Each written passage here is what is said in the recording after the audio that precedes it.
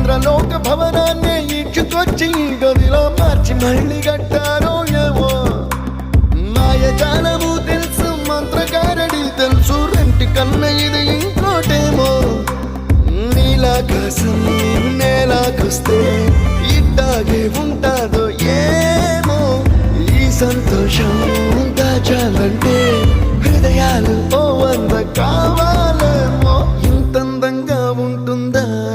ఈ లోకం